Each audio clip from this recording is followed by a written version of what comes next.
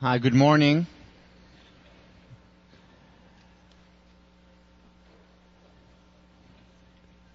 So, first of all, are there any junior parents here today? Welcome, welcome. I'm so glad you're here. I'm even gladder you weren't here on Tuesday. Yeah. So just a couple of announcements. Yeah, I was asking myself after Tuesday, are they ever going to take me seriously again? I hope so. Or will they love me tomorrow? So just a couple of announcements. First, there were many emails regarding the response papers, whether the gratitude letter that you write, you also need to submit to your TF as the response paper. So the answer is yes and no.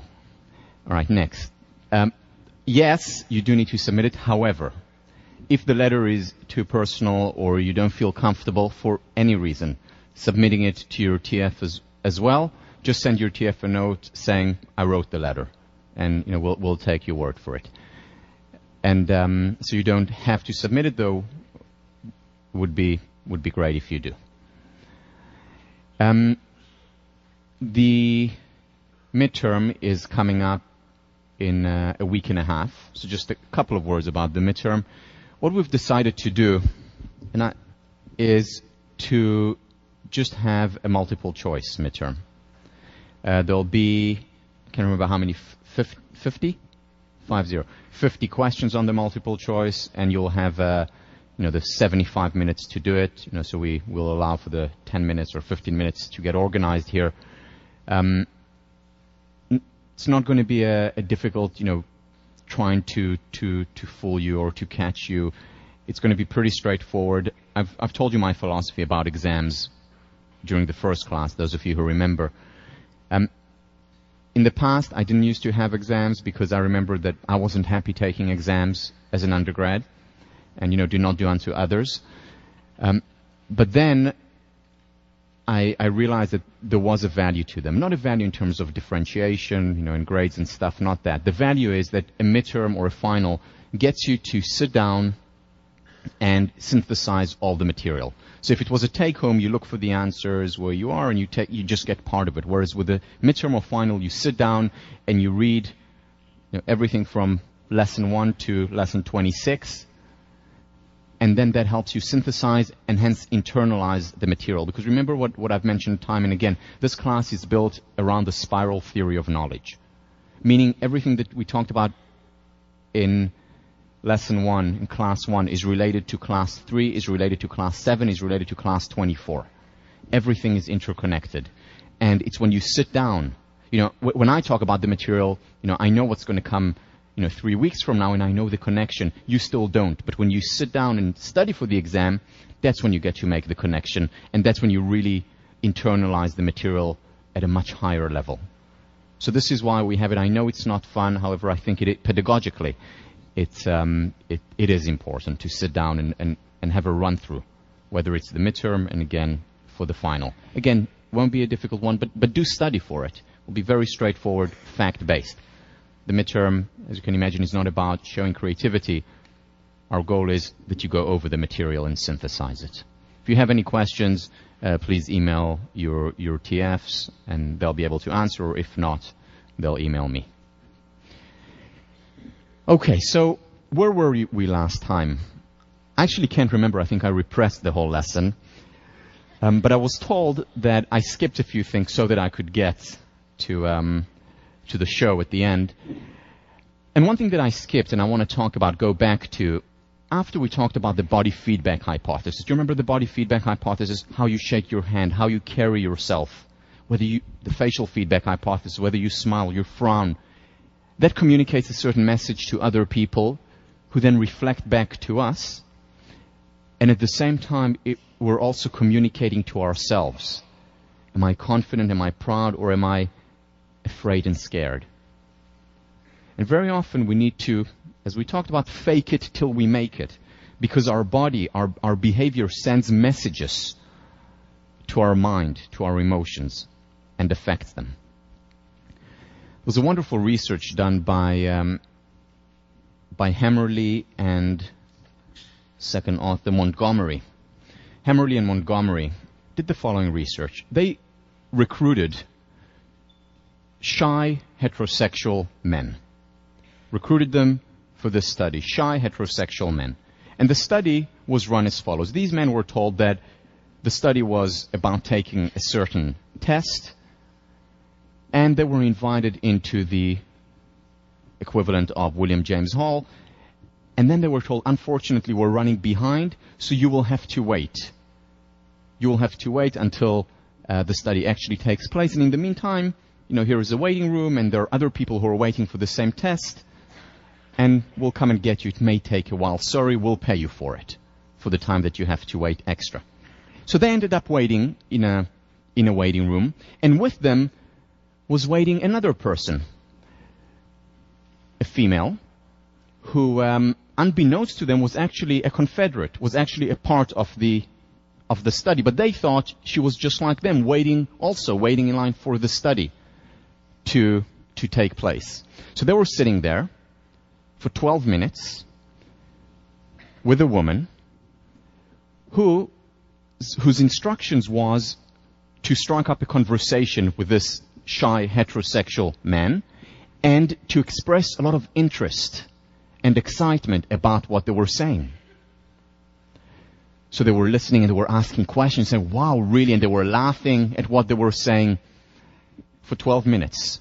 And then the woman went into the experiment, or so they thought, and another woman comes in, again for 12 minutes, and she sits down with the shy heterosexual man and seems very interested and laughs at what he has to say and asks questions, and so on and so on for 12 minutes. And then the next woman comes in as she goes into the experiment, and so on 6 times. 6 women sitting with a shy heterosexual man, being very interested in what they have to say, striking a conversation. 72 minutes total. And then they go into the real experiment, whatever it was. And then the next day, they're invited for the same experiment again. And once again, they go through the exact same procedure. For 72 minutes, they sit down with 6 women who are very interested in what they have to say. And of course, what really the experimenters were interested in was, what effect does this have? What effect does this behavior have on their shyness? And it had radical effects. So over the next 6 months, when they followed up on these men suddenly became far less anxious in general and specifically around women. They became less shy. These men, often for the first time in their lives, initiated relationships and started to date after 144 minutes of intervention. Radical difference, but there was a problem. What's the problem with many of these psychological experiments? That you have to debrief. Exactly. You have to debrief. So 6 months later, the study was over. The researchers invite the men in and tell them that this was just a study. And these women were actually part of the experiment. They were told to seem interested. Cruel, right? Well, less than they thought. It made no difference to these men.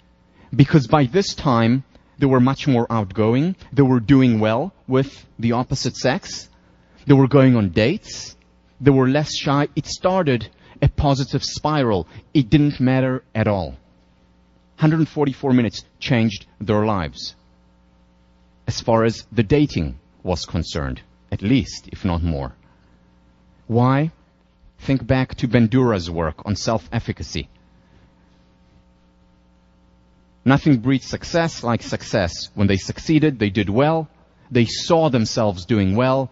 Self-perception theory, certain conclusions about who they are, what they are, and that led to an upward spiral. And continued that upward spiral. Again, we talked about fake it till we make it. We then watched Marva Collins. Chapters of the Fathers, Pirkei Avot, one of the seminal Jewish texts. Those whose deeds exceed their wisdom shall endure, but those whose wisdom exceeds their deeds, their wisdom shall not endure. If we just, remember what I talked about, if we just go to a workshop or a class and understand it on the cognitive level, even have an aha moment, a breakthrough, nothing will happen unless we follow our newfound wisdom or understanding with deeds, with action.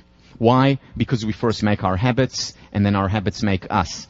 And if we're before the workshop or class here, and then our attitude changes, but our behavior doesn't, our attitude will be pulled down over time by our habits. So it's only if we also change our habits over time.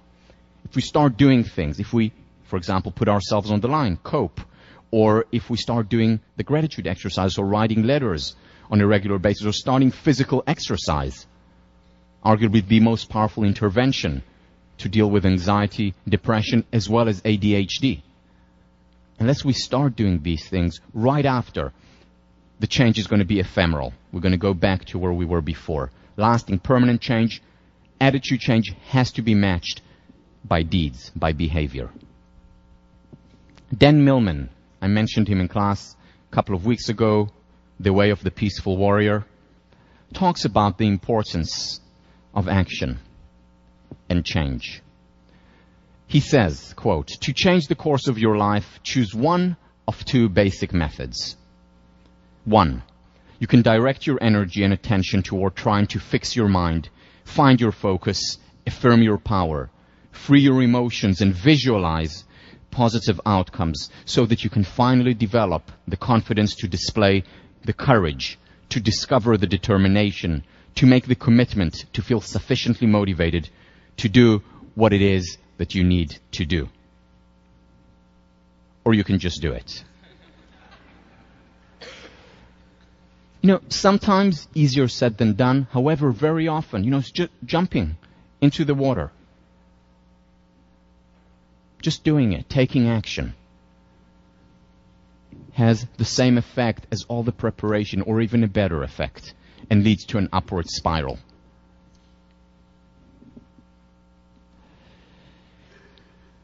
Okay, then we talked about coping and exiting your comfort zone. Parents, please close your eyes at this point. All right. And I ended by talking about attaining your optimum level of discomfort. What does this mean? What does this mean? So we can look at approaches to change or reactions to change, behavioral change, along the continuum of tension. Most of us, most of the time, are in our comfort zone. It's great, it's wonderful. However, when we're in the comfort zone, very little change happens. If we go a bit beyond that, we get to our stretch zone. This is what we call the optimal discomfort zone. This is where change actually happens. Beyond that is the panic zone. This is where we have anxiety and difficulty. This is a place that's usually unhealthy. Unhealthy for change, because very often we can go back on where we were before. You can think about this with a metaphor. The comfort zone would be freezing water. The stretch zone would be flowing water. The panic zone would be boiling water. Again, a lot of movement, but out of control and potentially dangerous. The best way to be usually is in the stretch zone. You will read about it next week when you read about flow. Flow is when you have optimal level of arousal, optimal level of tension. When the task that you're doing or whatever you're doing is not too difficult nor too easy. See, what I did at the end of last class was certainly, as I said, as you saw, I hope, out of my comfort zone. However, it wasn't enough, well, maybe, but probably not in the panic zone. Why? Because I already know you. We've been together for over a month. It's already past ad drop date, so too late for you. So I wasn't taking that much of a risk. It was just stretching. And it was important for me to, it really is personally important for me to do it, because it does stretch me and get me more in touch with my humanity.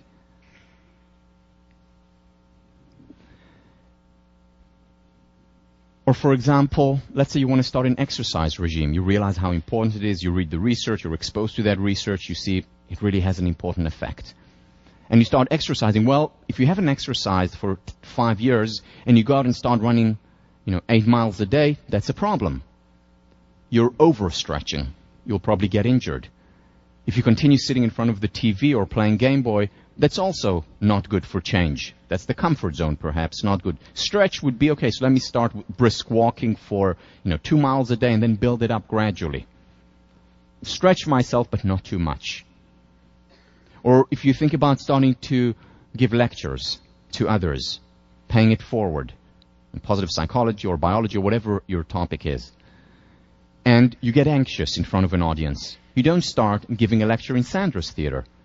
You start initially with your friends, teammates. This is how I started with my squash teammates. I gave the first lecture to, and then I gave it to my family. Gradually, out of the comfort zone, a little bit of a stretch, and then build it over time. This is the healthful way of approaching change. Sometimes though, we have to go to the panic zone.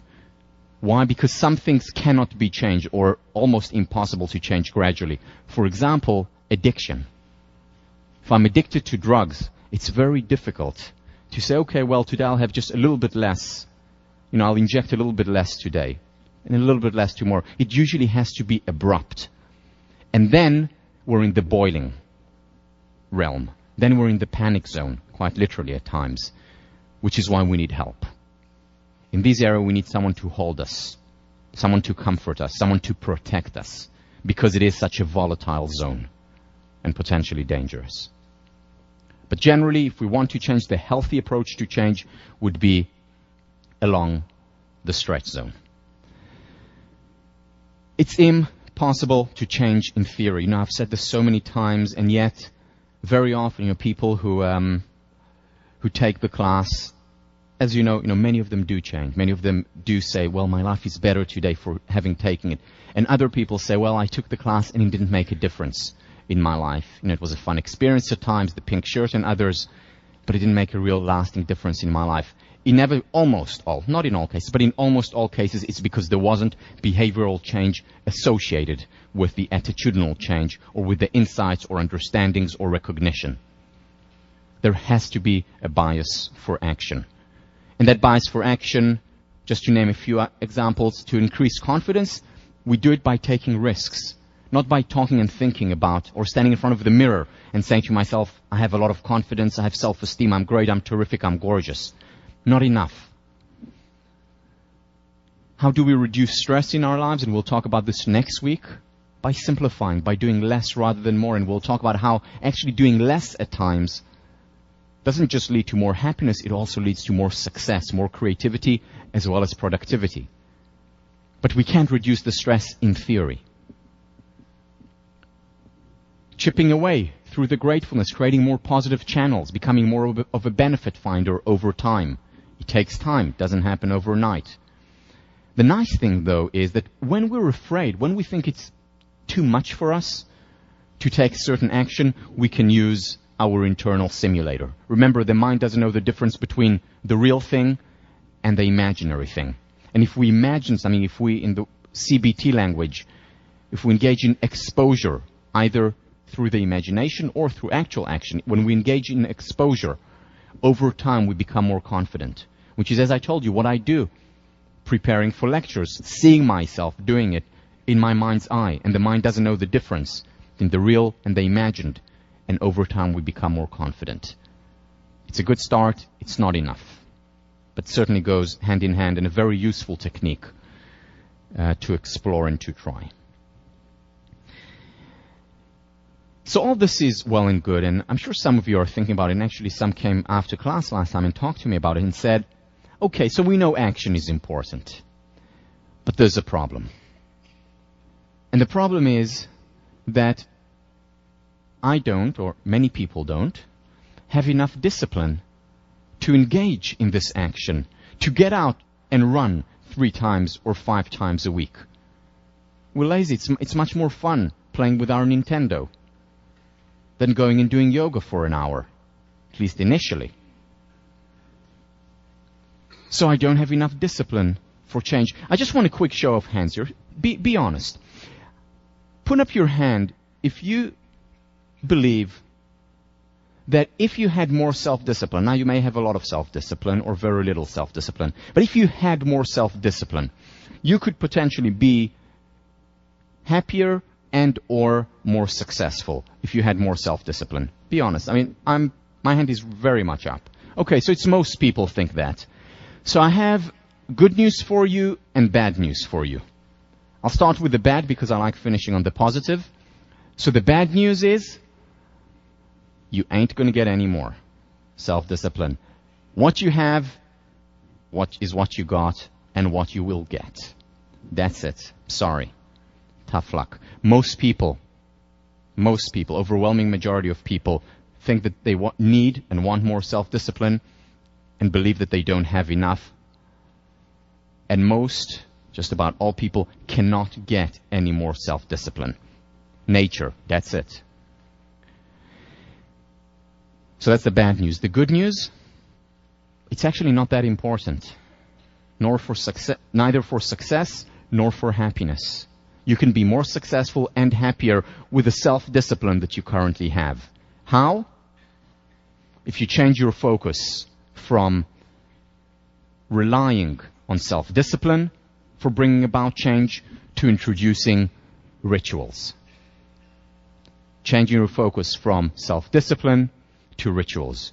I'm going to talk about an idea now that is talked about in greater length in The Powerful Engagement by Jim Lohr and Tony Schwartz, an excellent, excellent book.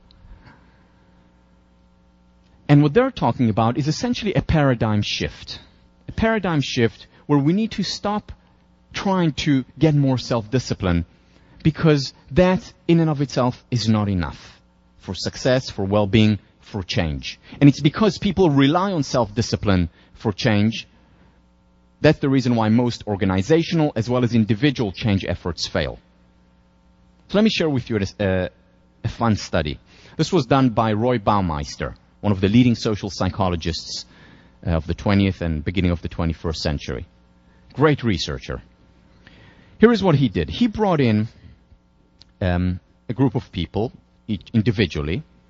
So the person walks into the experiment, and they're told, once again, you'll have to wait in this room, a waiting room, for the experiment to start.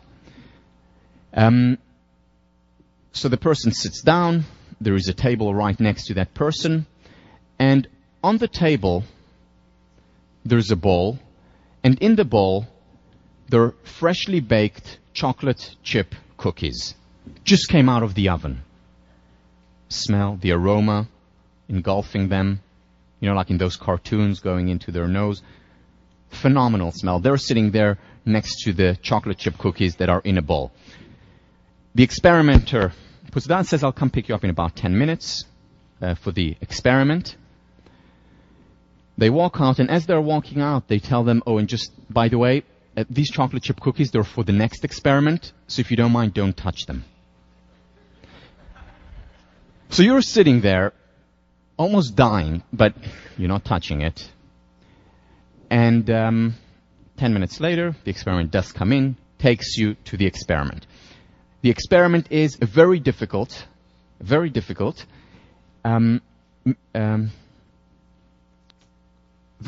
test that you need to take. A test that most people don't solve and requires a lot of perseverance and hard work. But most people, even with perseverance and hard work, do not solve it. So the outcome measure, what the researcher is interested in, is mostly how much did you persevere before giving up on that test? How much did you persevere before giving up on that test? That was the outcome measure, the dependent variable. Second group, randomly picked, come into the same room, sit on the same chair, have the same bowl on the table. But instead of chocolate chip cookies, what they have in the bowl are red beetroots. Freshly baked. Just came out of the oven. And they're sitting there. And the experimenter is about to walk out. It says, just one more thing, if you don't mind, don't touch those beetroots, they are for the next experiment. Okay, fine. So you're sitting there for 10 minutes. 10 minutes later, the experimenter comes in, takes you to the real experiment. Sitting down, you're taking the exact same test, the exact same puzzle. And once again, how long will you persevere before giving up? Think about it for yourself for a second. Who do you think persevered more? The chocolate chip cookies group or the beetroots group? Think for yourself for a second. By the way, I guessed wrong when I was asked this question.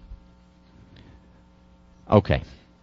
Significantly more perseverance. Significantly more. It wasn't close.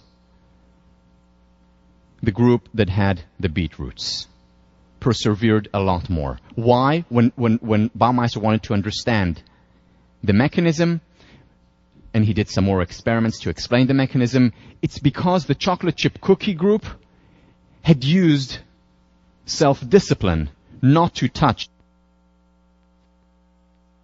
They really wanted to touch it. But they couldn't, so they used their quota of self-discipline. And when they went into the quote-unquote real experiment, what happened was that they had little or no self-discipline left. And that maze, that experiment, that test required a lot of self-discipline. The point of this study, we all have a limited amount of self-discipline. And the question is, what do we use it on? Another question for you. How many people here have, those of you who did set New Year's resolutions, put your hand up if you're fulfilled every single one of the New Year's resolutions that you ever set for yourself. Put your hand up. Every single New Year's resolution if you did set New Year's resolutions. But higher, please. Well, I certainly didn't. But here's another question for you. How many people here, this is an important question, so please put your hand up if the answer is in the affirmative. How many people here brushed their teeth this morning? Put your hand up high. Whew, I'm glad to see this. You can all come and talk to me after, real close. So let me just imagine what happened this morning, the scenario. So you got up in the morning, you were tired, and then you said to yourself, okay, today's the day. Today's the day. I'm going to do it. I'm going to brush my teeth this morning. Right? And to really motivate you as you got out of bed.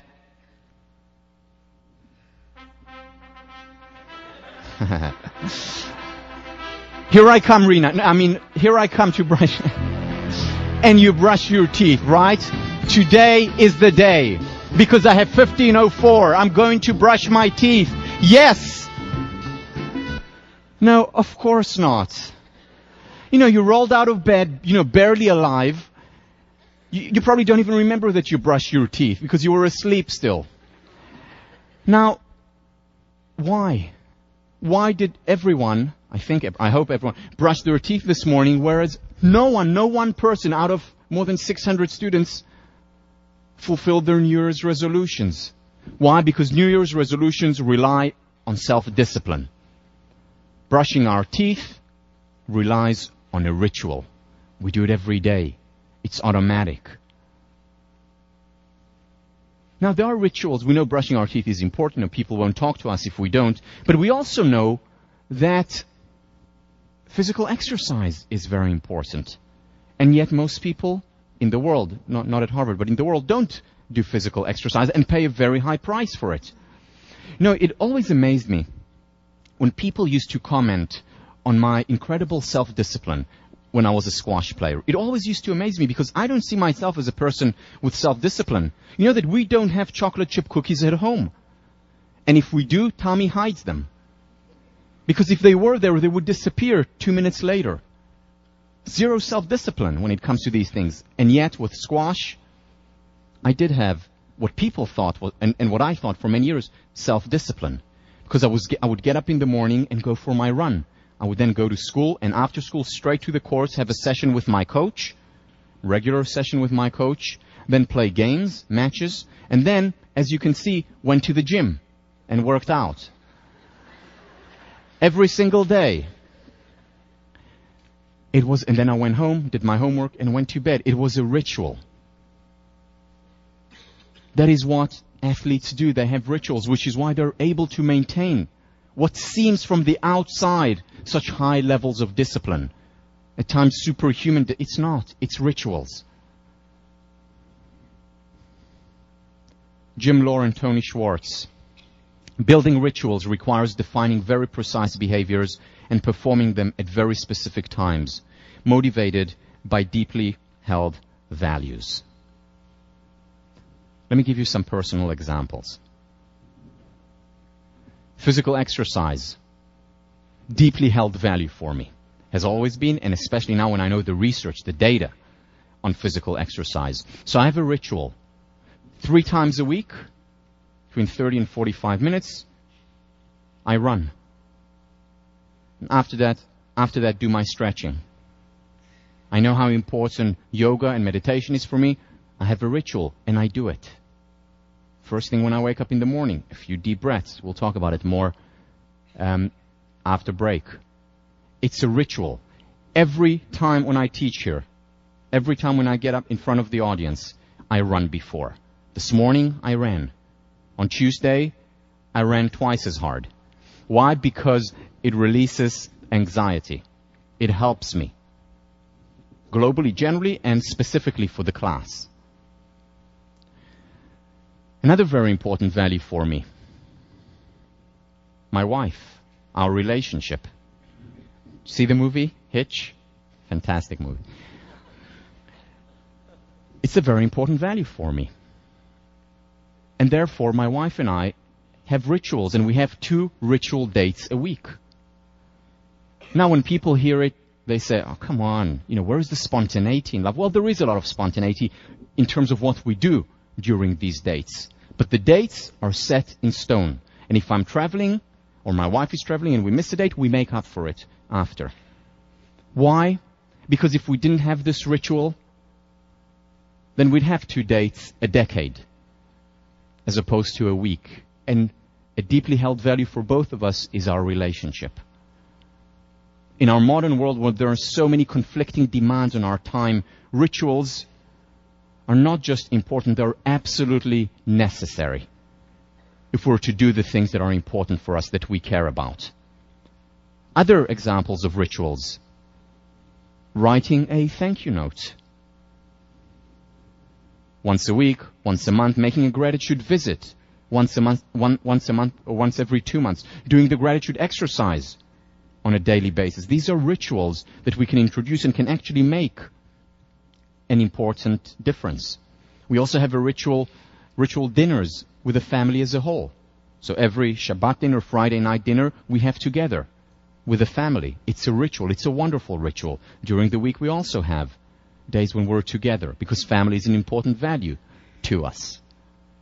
Now, sometimes, for example, because of travel or other reasons, rituals are broken.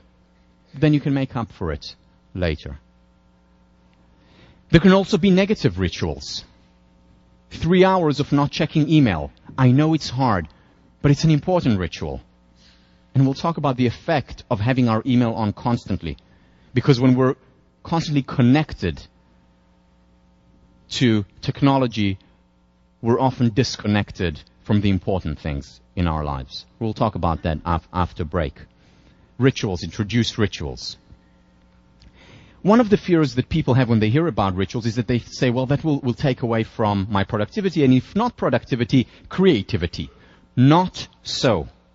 In fact, the exact opposite is the case. If you look, and this is historical research, if you look at all the great artists, whether it's writers, the Hemingways, or whether it's the Da Vinci's,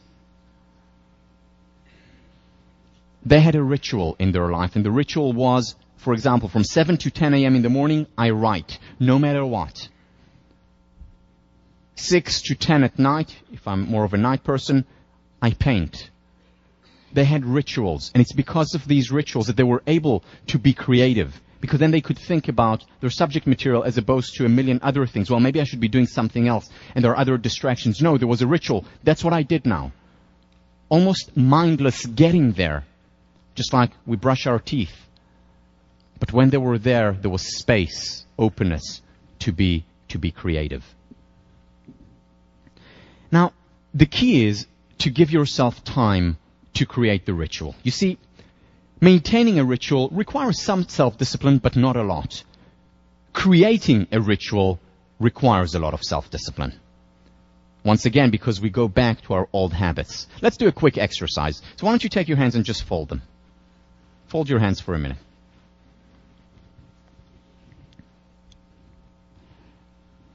All right. Now, continue to folding your hands, only this time in the opposite direction, meaning this hand below and this hand above. Yeah. I see especially the men are not really getting it, but it's okay. Now, how does that feel? Not comfortable, right? Now, this is such a simple movement, folding hands, and yet we feel very uncomfortable. Something is wrong here, and we want to go back to our folding before. Much more comfortable. We first make our habits, and then our habits make us. Okay. So the key is, here we're talking about a very simple change, folding hands. How much more difficult is it when we have habits that we've cultivated for many years and are much more significant in our lives? Very difficult to change them. It takes time. William James, as I mentioned before, says it takes 21 days to change a habit.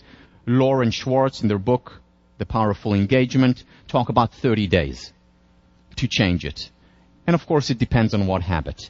So give yourself 30 days to start the gratitude. Give yourself 30 days to build a new ritual of exercising regularly.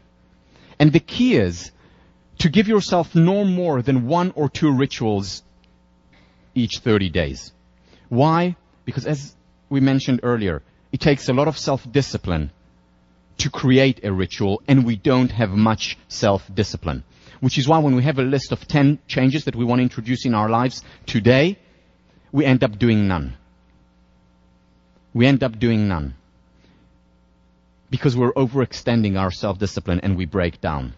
It takes a lot of discipline to start a ritual, but once we start it, after a month when it's habituated, when it's grooved in, when a neural pathway has begun to form, then we can move on to the next ritual and introduce it if we're ready. No more than 2, ideally 1 ritual. Next week in your response paper, you're going to choose a ritual, 2 rituals for this month that hopefully you will also introduce, because there cannot be change without behavioral change. Lauren Schwartz, incremental change is better than ambitious failure. Success feeds on itself. We see it on the individual level. We see it on the organizational level. John Cotter from the business school does a lot of work on change in organizations, in the realm of leadership. What he talks about a lot is how you need small successes and then build on these successes. The Dalai Lama, there isn't anything that isn't made easier through constant familiarity and training. Through training, we can change. We can transform ourselves. One thing that happened to me, I remember when I was an undergraduate, and it happened to me my sophomore year. I played on the varsity team, didn't have a good season my sophomore year, was burnt out, got injured, and couldn't wait for the 1st of March. March 1 is the last, or March 2, sometimes the last day of the season. And I couldn't wait because after that, I could stop playing squash and focus on my studies. Then I could get a lot of work done. Because with squash, we were at the courts, training physically for 2 hours, but total 3 hours a day. Weekends we were traveling mostly or had matches at home. Mornings, at least 2 mornings a week, we were lifting weights or in the gym. So it was rough. A lot of work, and I said, I can't wait to have the freedom without squash, especially given that I wasn't enjoying it that much at that point. Can't wait not to do it anymore and just to focus on my classes, catch up on all the readings and writings and stuff. March 1 came. I stopped playing completely. And instead of becoming more productive, I became far less productive. Now, I see a lot of you nodding. The athletes know what I'm talking about. Why did I become more, or rather less productive? Procrastination, whoa, skyrocketed. Why? Because for years I've been told that I'm a person with self-discipline. And I started to believe it. Yeah, I have a lot of self-discipline. Look at me. I train so hard. I work, when I played on the circuit 6 hours a day. That's a lot of self-discipline. And suddenly, the squash season ended, and I said, all right, let's see this discipline at work. And I wasn't getting any work done. Why? Because I gave up my rituals. You see, during the season, those of you who play varsity or are very involved in music or a club know that. When you're investing a lot in a certain organization, your time has to be ritualized. So you know that you're in practice then, or you're at the Crimson at these hours, or you're having meetings at these hours, and after that you have to go back and work because you only have 2 hours to do it and you want to get an okay night's sleep. You have rituals, and you're productive and you're creative. And suddenly the rituals go away, and you say, okay, now I'm going to work more, and the exact opposite happens. Because we have a limited amount. It was only when I came to terms with the fact that I have a limited amount of self-discipline, it's only when I came to terms with the human nature to be commanded must be obeyed, it was only then that I actually became productive again, because I created new rituals in my life after that. Rituals, very important and significant. The only way for lasting change. Let me talk about cognition now, the C. So we talked about affect, emotions, we talked about behavior, how important that is, both acute and gradual. Let's talk about cognition. We'll talk again about cognitive reconstruction, which is the gradual way of bringing about change. And then we'll talk about the faster way of bringing about change, which is the eureka experience, the aha moment. So first, cognitive reconstruction.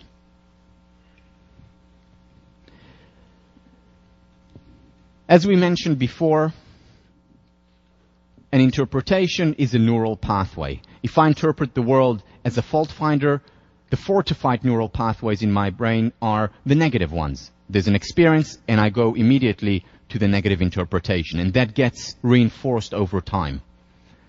If I'm a merit finder, I will look at the exact same experiences and interpret them very differently, because I have different neural pathways in the brain. And of course, there are consequences to how we interpret our experiences.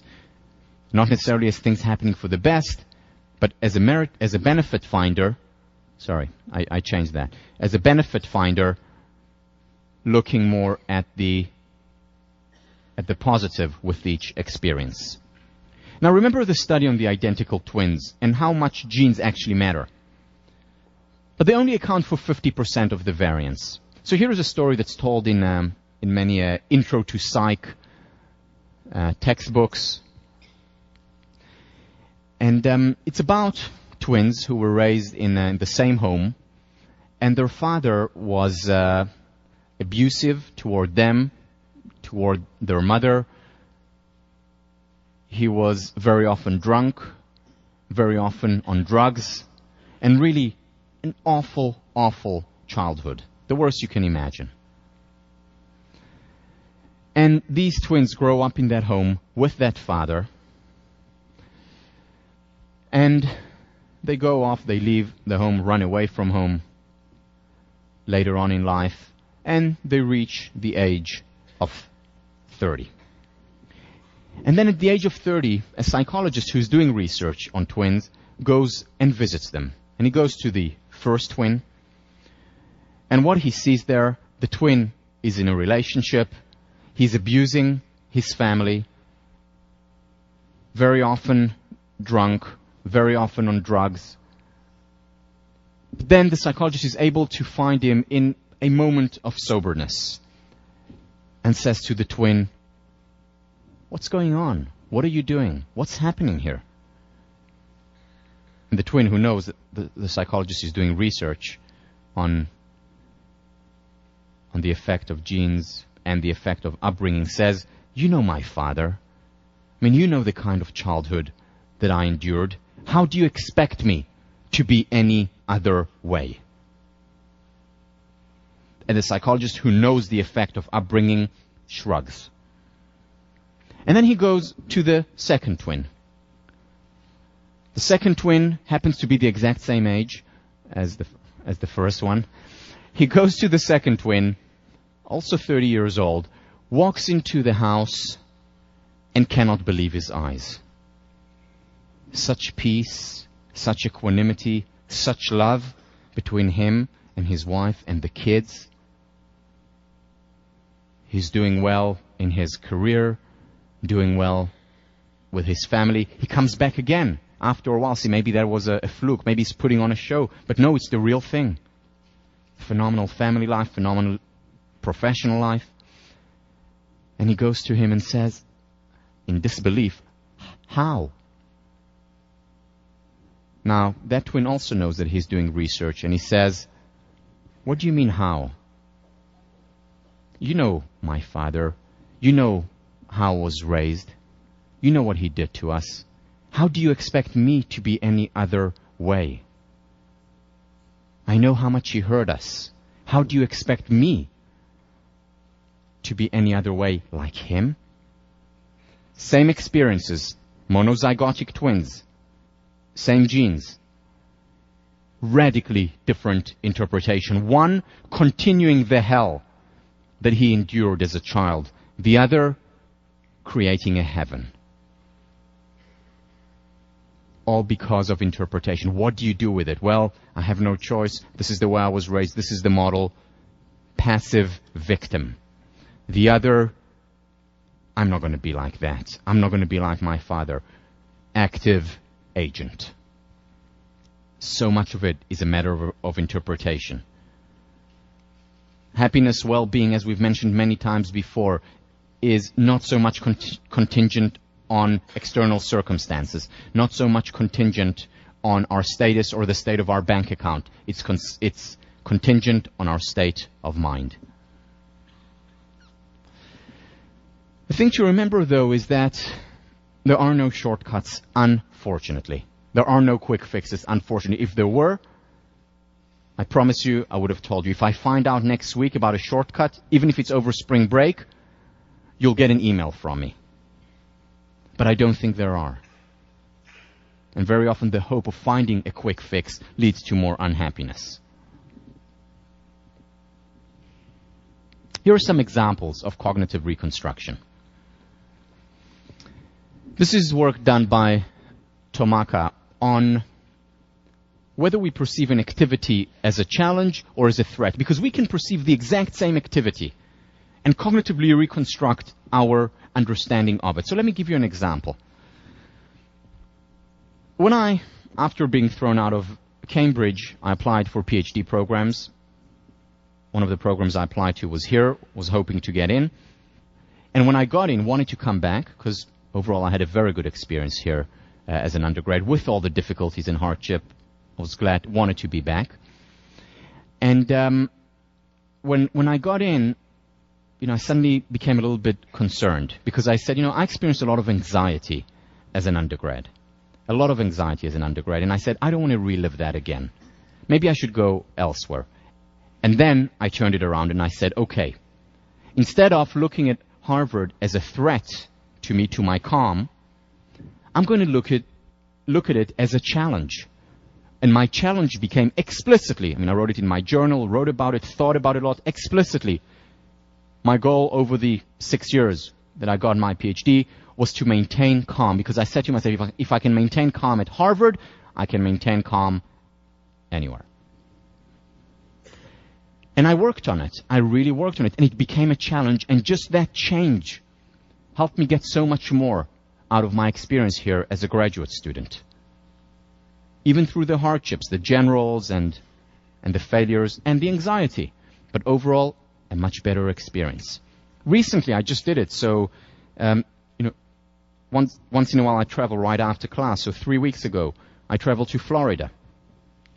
And I had a very important talk there with a company that I really wanted to work with. It was my first event there.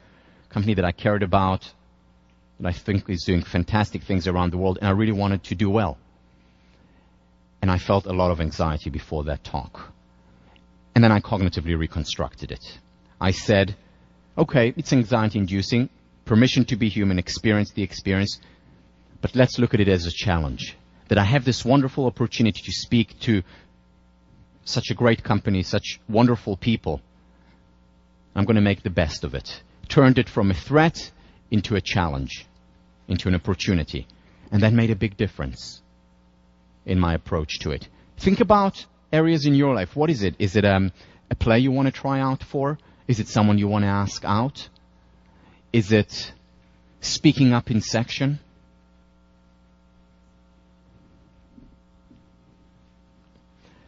This is studied. Those who took Psych 1 or Psych 15 have encountered that.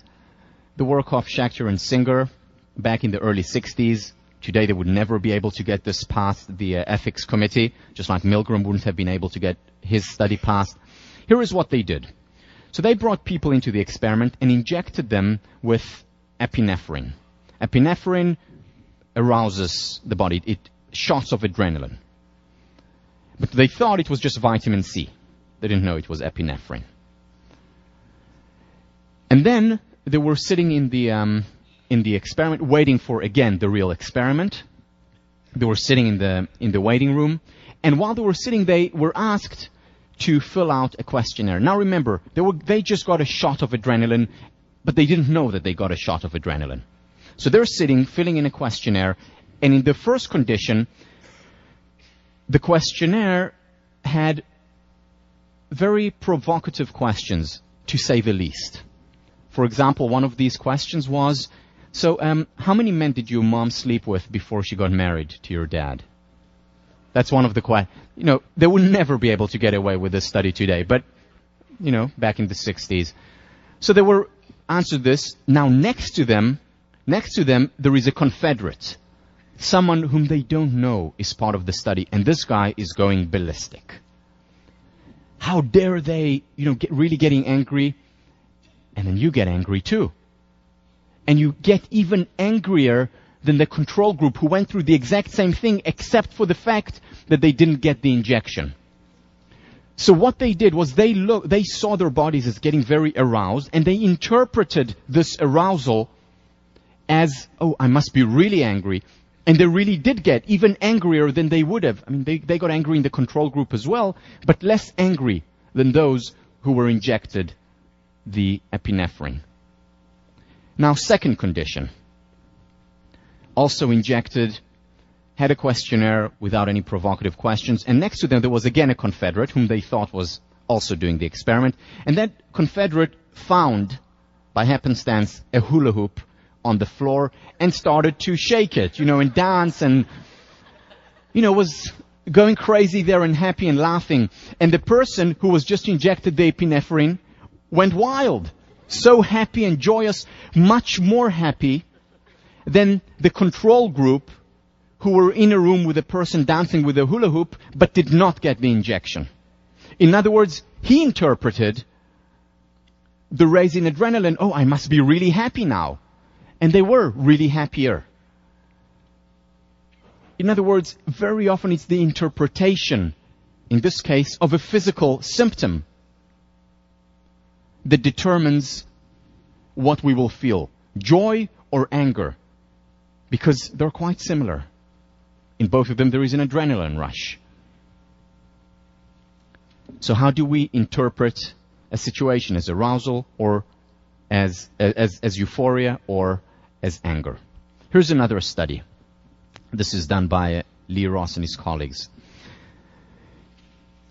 They asked people, college students, he's from Stanford, college students, to volunteer their most generous and benevolent friends, to name them, and their most competitive, cutthroat friends, and tell them who they are. And then they contacted them to be part of a study. And what they wanted to see was their behavior in a situation, in a game, where you can cooperate or you can be competitive. The intervention was that these students were randomly divided into two groups. And in the two groups, there were people who were deemed very competitive or people who were deemed very generous and benevolent. And in the second group, same thing. Half of the people were very generous and benevolent. Half of the people were very competitive and cutthroat, as perceived by their friends. And in the first group, they got a game, and the game was called the community game. And the second group got the exact same game, a game where you had the opportunity either to cooperate or to compete. But the game, instead of a community game, even though it was the exact same game, it was called Wall Street game. And they wanted to see how many people cooperate versus how many people compete. And they wanted to see what predicts it. Well, whether the participants were deemed cooperative or competitive predicted nothing. Nothing. Whether or not they would compete or cooperate. What predicted everything was whether they were in the community game or in the Wall Street game. If they were in the community game, they were much more likely to cooperate. If they were in the Wall Street game, whether they were generous, benevolent, or cutthroat competitive, they were much more likely to be cutthroat competitive. In other words, how we frame a situation, community, Wall Street, can make all the difference. Threat, opportunity, maybe the exact same thing. How we frame it can make all the difference. This is a study done by one of my ex-students, Lisa Leroux, who asked herself a very important question. Remember, questions begin a quest. A very important question, which is, how can we raise the level of volunteerism at Harvard and beyond? And the wonderful answer that she came up with is, let's get students, as well as people in society at large, to reframe how we look at volunteering rather than as duty, something, I have to do that is hard. Why don't I look at it as a privilege? I have the privilege of helping, and it is a real privilege. Remember the study on kindness, one of the best interventions for well-being. It is a real privilege to give, to help. And when people reframe this, they are much more likely to volunteer. This has implications for child rearing. This has implications, of course, for education. It has implications for society as a whole. This is a topic that I'm going to talk about a lot. I'm going to dedicate much time to it when we discuss relationships. But just very briefly, this understanding, for me, literally transformed my relationship with my wife. It transformed and is transforming my relationship with my friends as well as students and colleagues. You see, we go into a relationship, most people think that the important thing about relationship is that we're validated, that we get pats on our back. Now, that's important in a relationship. Surely it's important to be validated in any relationship, whether it's with, student-teacher, whether it's with friends, certainly in a romantic relationship. However, what David Schnark talks about is that primarily, if we want long-term, successful, thriving, passionate relationships, the first objective, the primary objective, is to go into the relationship to be known. To be known rather than to be validated, meaning going in there and saying, okay, so how can my partner get to know me even better? Doing it gradually, of course. On the first date, you don't want to reveal all your secrets. Doing it gradually, thinking about it, but opening up more and more. And couples who over time open up more and more are able to sustain the relationship as well as their passion over time.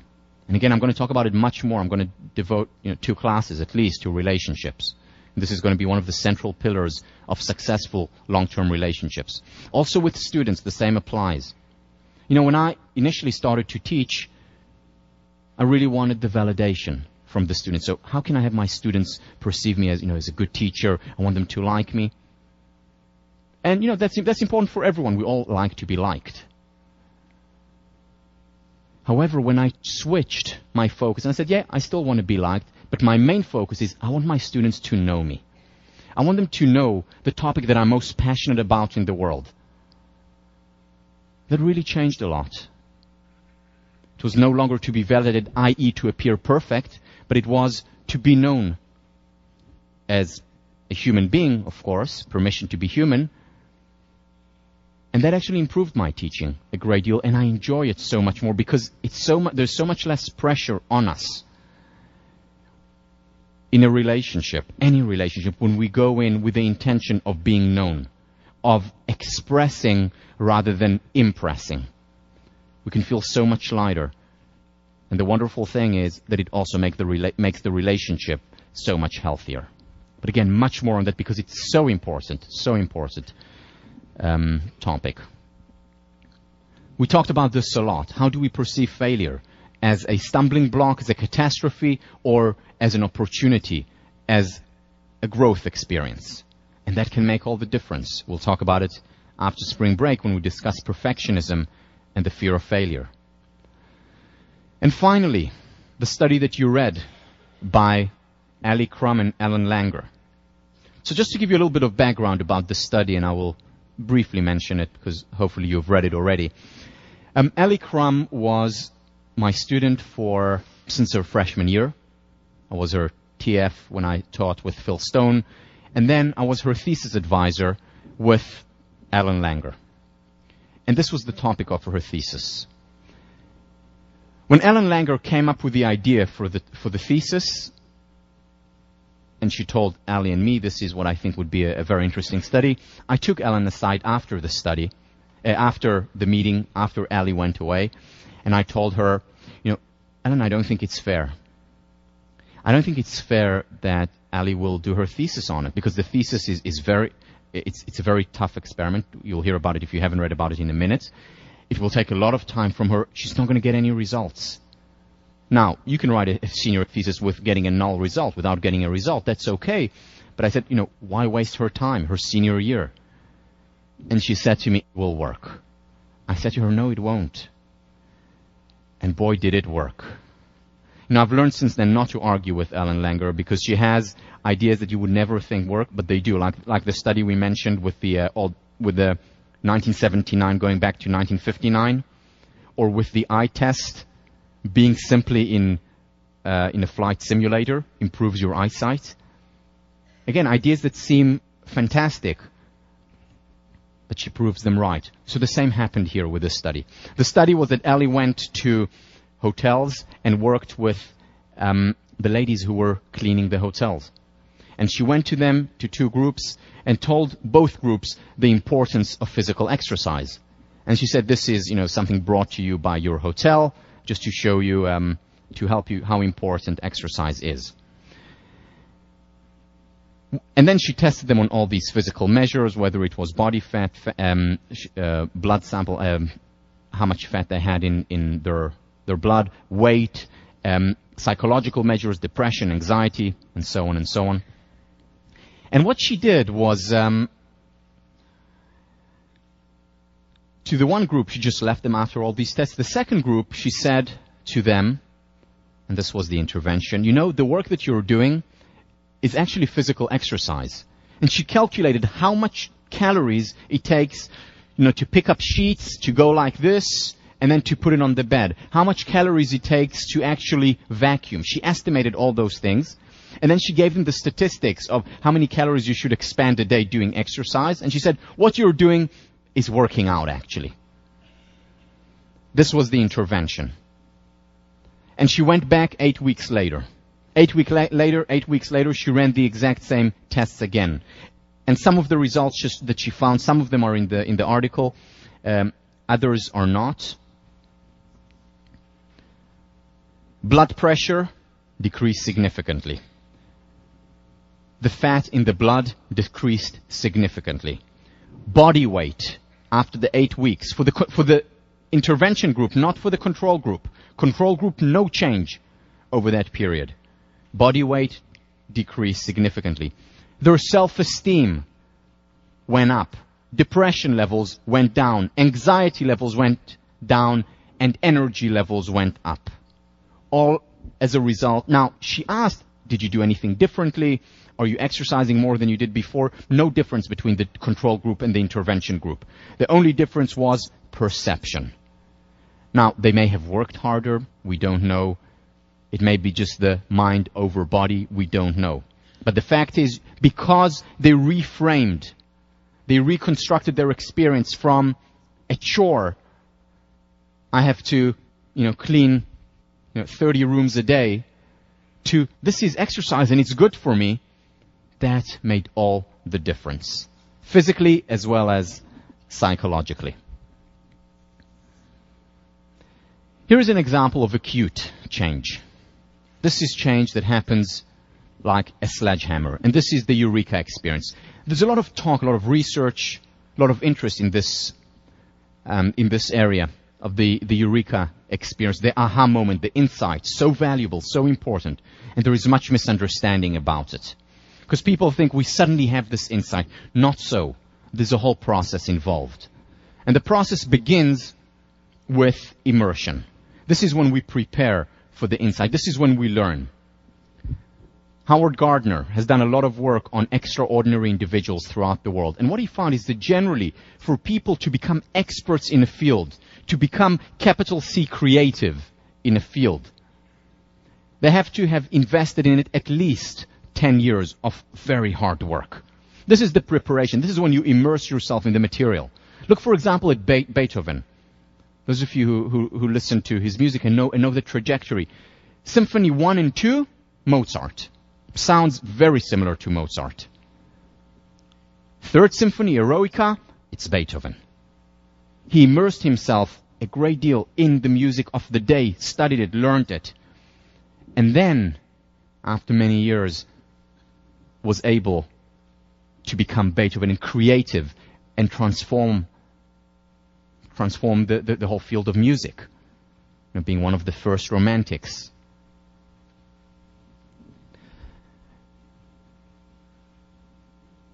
Second stage, after we prepare, and it takes, again, a lot of hard work, whether it's preparation that was done by Bill Gates when he was skipping class, or whether it's Bill Clinton, a lot of preparation before you become an expert in a field and are able to introduce, create capital C, creativity. Have that eureka, the insight. Second stage is incubation.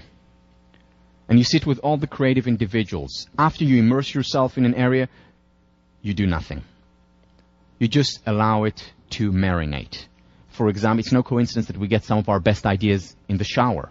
It's no coincidence that Archimedes got his best idea in the bath. Mozart used to spend hours a day just driving around Salzburg. And then suddenly he would have the aha experience, the eureka. And he said, I could hear the symphony in a second. In a second he could hear just about everything. Okay, so that's Mozart. But you hear Shakespeare would spend hours driving around in his carriage, and then suddenly would have the insight, okay, so this is what the story is about. And then he would go on and write it. The incubation stage, so important. J.P. Morgan. I can do a year's work in 9 months, but not in 12. J.P. Morgan understood, arguably the greatest entrepreneur this country has ever seen, understood the importance for creativity of taking time off. Today, business people, leaders, don't take enough time off because we think it's a waste of time. We think that if we just sit there and do nothing, we're really doing nothing. Well, no, the mind works. The mind works and the mind needs it for the creative insight. In fact, leaders, I know many of you will go into leadership positions, need time off more than anyone else because they need to be creative. They need to think about the next thing for the company, for the organization. Taking time invaluable, not just for memory, also for creativity. One of the things that I do when I work as a consultant in organizations is I just take the management on a retreat with no agenda. We're just going to hang out. And very often, within as little as half hour or an hour, ideas begin to come out. Why? Because for the first time they have time. No coincidence that we often wake up with a solution to a problem we had, because the subconscious mind is making connections then. Joseph Campbell. You must have a room or a certain hour or so a day when you don't know what was in the newspapers that morning. You don't know who your friends are. You don't know what you owe anybody. You don't know what anybody owes you. This is a place where you can simply experience and bring forth what you are and what you might be. This is the place of creative incubation.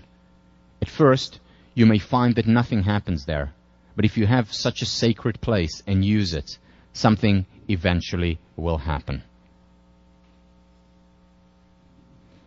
And very often it's during these incubation times, during these time-ins, during those times when you have an opportunity to reflect, whether it's on a response paper or just hang out and listen to music, that's very often when the aha moment comes, the eureka experience, the 1 second I see the symphony. You know, in some way you can think about an analogy of how this happens. You can think about stage 1, or you can think about it in the context of sexual intercourse, of making love. Preparation and incubation can be the equivalent to foreplay. The eureka experience, the orgasm. Now, the important thing to understand about this process is you have to go through preparation and incubation to get to the eureka experience. In other words, you need the foreplay. Did you hear that, men? You need the foreplay to get to the next level. It's important. It's part of the creative process. It's significant. It's very significant for love. It's significant also for this process. And then afterwards, after you've come up with the eureka, that's when you evaluate and you ask yourself, is this a good idea? Does it work? Or is it just something that, you know, a whim and most ideas, most eureka experiences actually end up not working. And therefore evaluation is important. Is this really a good piece? Is this really a good idea for the story? Shakespeare asked. Is this really a good idea for a philosophical treatise? Descartes, who spent a lot of time on his own reflecting. Is this a really good idea for a philosophical treatise? Is this a good business plan? Is this the next Facebook? Or is it just something that I had, you know, an idea that I had at 3 a.m. in the morning and someone has already done it, or it won't work? Evaluation is important. There are many ideas out there. Not all of them work. Or to go back to our analogy of making love. So you have the first stage, the foreplay, you have the orgasm, and afterwards, here is the question that you may be asking when you evaluate it.